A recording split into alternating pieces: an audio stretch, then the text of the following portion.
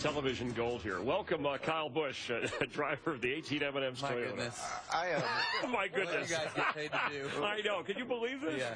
First of all, give it up. I know you got it. Oh, yeah, got it. Here it is. Love M&M's that. Peanut butter. Peanut butter looks so good on the car. There you go, guys. Try to tell people on the moped that was fun, leaping over there at like 7 miles an hour. What is it like in one of these cup cars? Do you feel the sensation of that leap? You certainly do, yeah. I mean, it's something that happens every time you come to Dover. It's only Dover that it really happens at, too. You know, Charlotte's kind of got some of that effect, but here at Dover, there's nothing else like it. It's a lot of people say it's like a roller coaster, you know, but for us, there's a lot happening in a short period of time. 21:60, fastest lap ever run here in a cup car. We did it here Friday. When you leap, that seems like fun, but when it lands, business picks up, right? That's when the handling of the car comes in. That's where all four tires try to figure out where they're at and what they're doing and what they're supposed to be doing, and that's the biggest challenge that you as a driver and your crew chief have, of being able to put all that together and make a package of it for the race. We make a big deal out of the Coca-Cola 600, all those miles, but you have a chance to complete the sweep for the second time. The only guy to do it, that was in 2010 back in Bristol. So winning the truck race, the nationwide, and then today you're a two-time winner here. Momentum, advantage, you don't tire out. How about it? I don't know. We'll see. I mean, it's certainly, I'd like to say our chances are great. We've had some great speed in our Starting on the front row. We're starting on the front row. We've had great speed in our cars loaded, and, you know, I'm looking forward to today's race. The Peanut Butter M&M Camry has shown some speed, and I like what I got. So, you know, if all goes well, maybe we'll have a chance coming down towards the end. Kyle, we're a third of the way through 2014. You have a pole, you have a win. Heck, you're third in the points. You've had a solid season. But I look at Joe Gibbs Racing. You guys won a third of the races last year. Where are you at 2013 compared to now?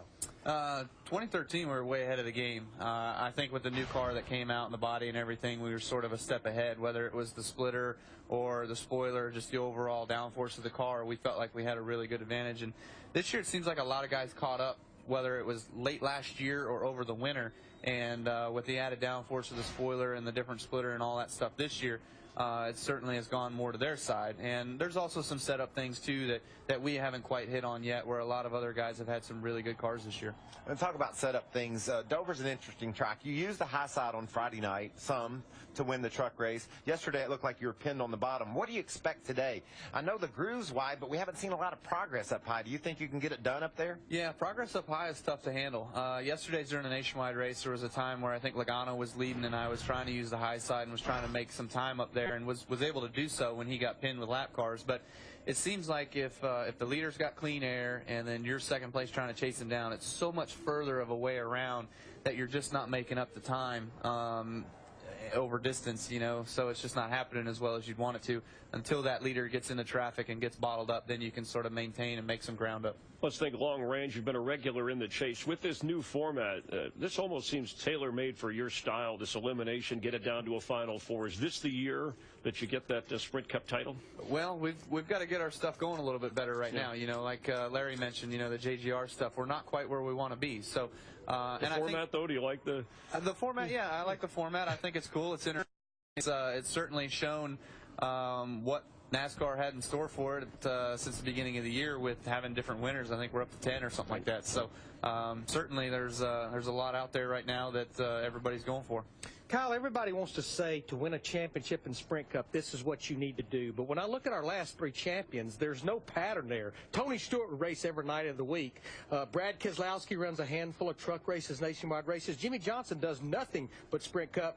But you strike me as a type you would climb in a race car every day and every night if it was available and you could go out and be competitive. Certainly. I enjoy doing that. I love racing. That's what I've grown up doing. That's what I've always done, whether it's been at the Bull Ring in Vegas. I've sometimes raced Friday night and then 2 races on Saturday night, whatever it's been. So I just love it. I love getting out there and having the competition of it. Of course, the biggest thrill is winning these races and being in victory lane when it's all said and done. So and doing the bow. And doing the bow. We like hopefully another one comes today here. You've led 70% of the laps this weekend, and you're only 28 laps away in Cup from 10,000 career-led laps, which is amazing. Also, Samantha, it's your wife's birthday. We want to wish her a happy birthday. Thank you. Yes, 3 years of marriage, has that made things easier or more difficult in your racing world? Probably a lot easier, you know. She's actually done a tremendous job for us at Kyle Busch Motorsports with the Kyle Busch Foundation. She's been a huge influence there, and also just a huge influence in my life. I mean, probably one of the most influential people that I now know, besides Joe Gibbs,